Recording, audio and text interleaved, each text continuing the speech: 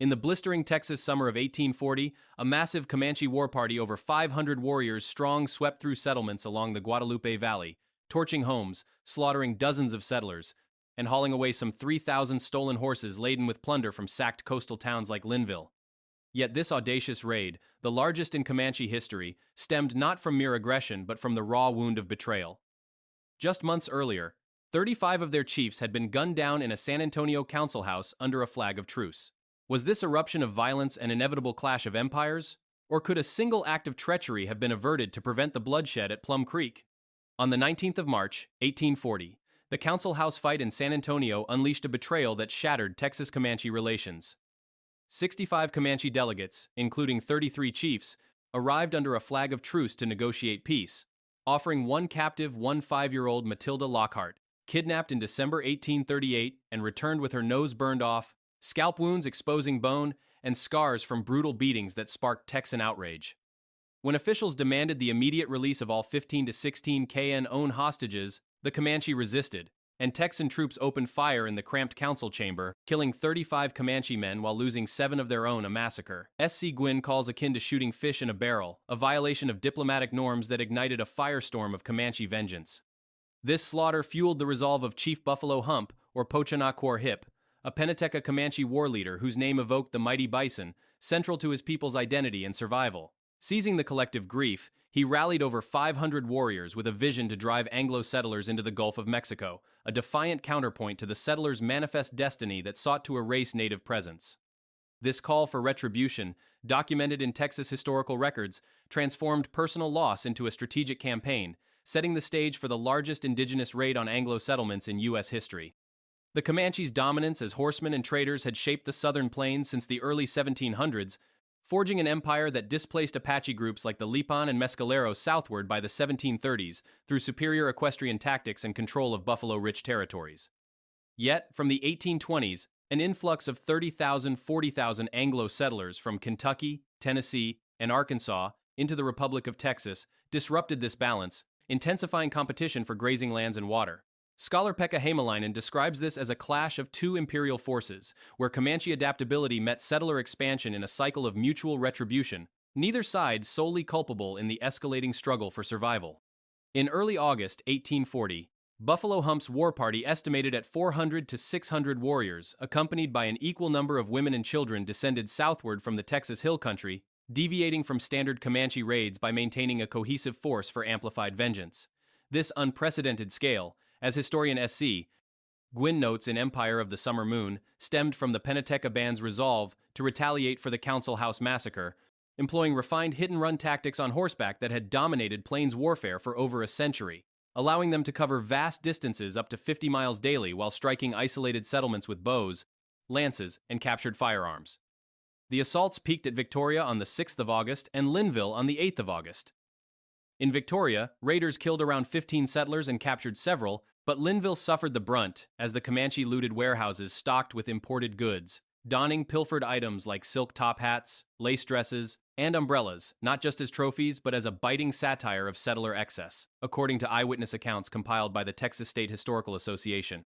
This mockery amplified the terror, with at least 20 residents slain amid the flames, including the husband of 2 4-year-old Nancy Darst Crosby, whose 1 4-month-old son was stabbed to death when his cries alerted pursuers, a documented tragedy that underscores the raid's personal toll on the roughly 1,000 Anglo inhabitants scattered along the Guadalupe Valley.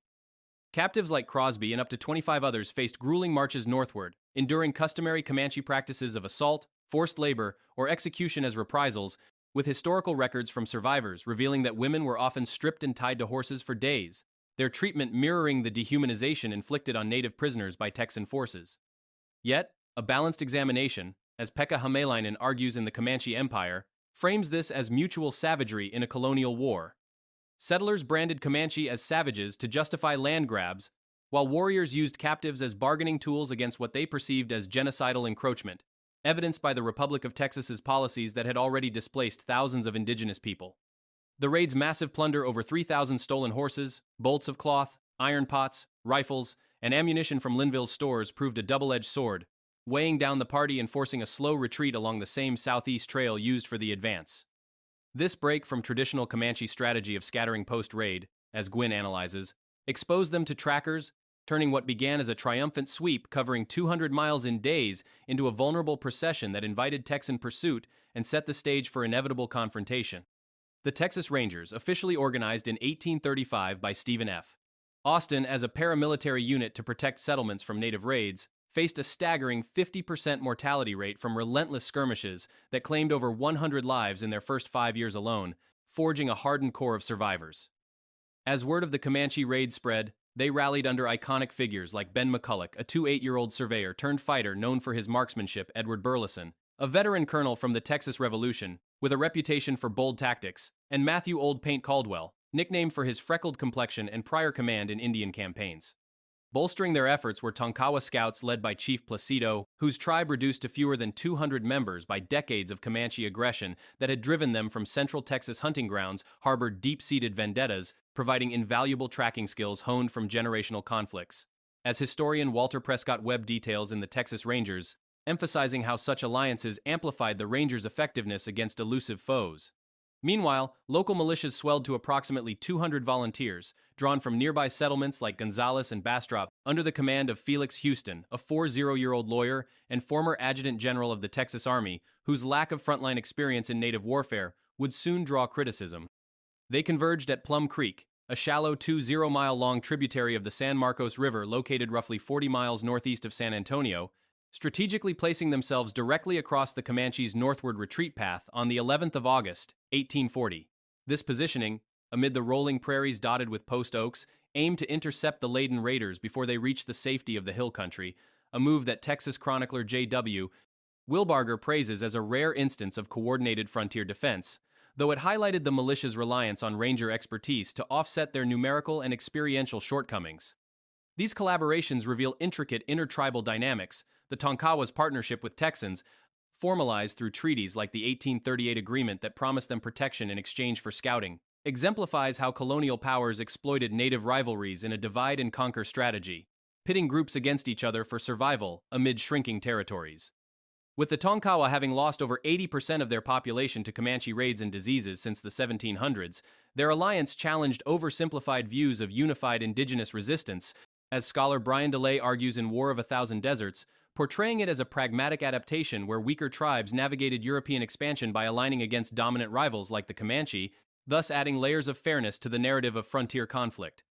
On the 12th of August, 1840, near present-day Lockhart, about 30 miles southeast of Austin, the Comanche caravan, numbering over 1,000, including warriors, women, and children, hove into view, their warhorses and lances festooned with fluttering red ribbons and riders clad in bizarre stolen attire like backward brass-button coats and lace parasols.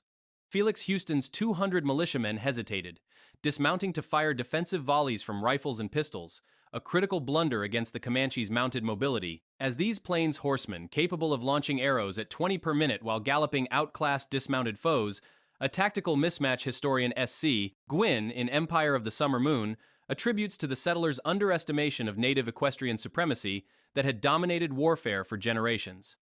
Comanche warriors then unleashed daring feints, charging within 20 to 30 yards of Texan lines with 14-foot lances, bows, and shields to draw fire and mask their families' escape, sacrificing several lives in the process yet showcasing guerrilla brilliance that allowed them to evade and counterattack fluidly.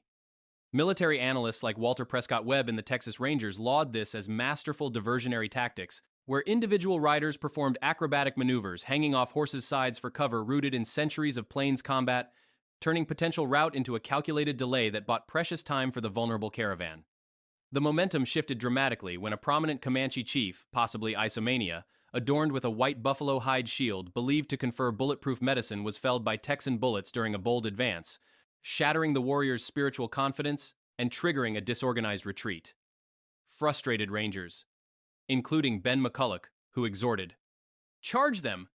They are whipped!" overrode Houston's caution, mounting a pursuit led by McCulloch that evolved into a grueling 15-mile running battle across open prairies and cactus-strewn hills, where Texan Colt revolvers firing 6 shots without reloading clashed with Comanche arrows and sporadic musket fire. Casualties escalated rapidly.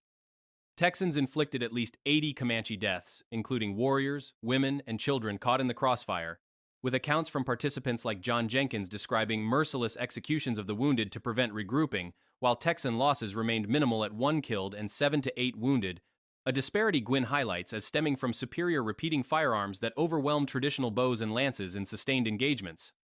Houston's initial indecision emerges in critical analysis as a double-edged sword. It safeguarded his outnumbered force against the Comanche's 500-plus warriors, preserving lives in the face of superior horsemanship, yet arguably prolonged the standoff by 30 to 45 minutes, enabling retreating Comanche to eliminate captives like Nancy Darst Crosby, discovered tied to a tree and pierced by multiple arrows in her torso, a stark emblem of the frontier's reciprocal savagery, where both sides' desperation fueled atrocities in a war without quarter. Texans reclaimed only a scant portion of the raid's plunder, perhaps 500 of the 3,000 stolen horses, and a mere fraction of the goods like cloth, ironware, and ammunition, yet proclaimed the Battle of Plum Creek a resounding strategic victory on the 12th of August, 1840, as it shattered Comanche confidence in large-scale incursions, with no comparable raids occurring thereafter. This triumph, as chronicled by historian Walter Prescott Webb in the Texas Rangers, bolstered the Republic of Texas's frontier defenses and elevated the Rangers' reputation, deterring mass assaults while channeling Comanche tactics towards smaller, hit-and-run skirmishes that persisted relentlessly for over 3 decades, claiming hundreds of lives annually until the U.S. Army's campaigns in the 1870s forced reservations and subdued the Plains tribes through overwhelming military force and treaties like the Medicine Lodge Treaty of 1867.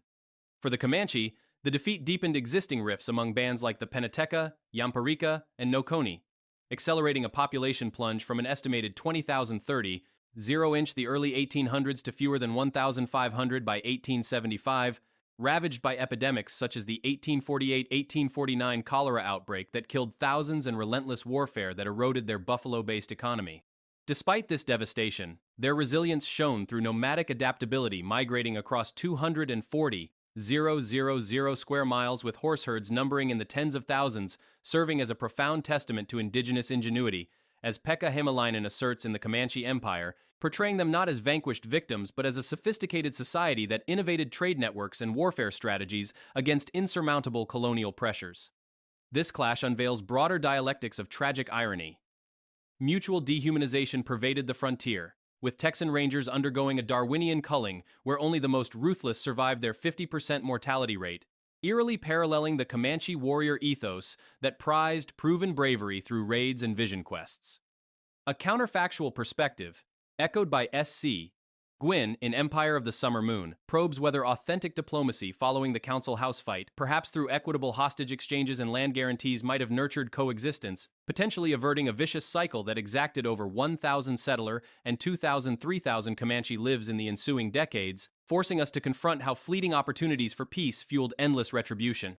In the wake of Plum Creek's carnage, the Penateca Comanche retreated to their ancestral plains, forever scarred yet unbroken in spirit. As historians, we must honor their profound connection to the land and unyielding dignity amid existential threats. What paths to reconciliation might have emerged had empathy prevailed over enmity?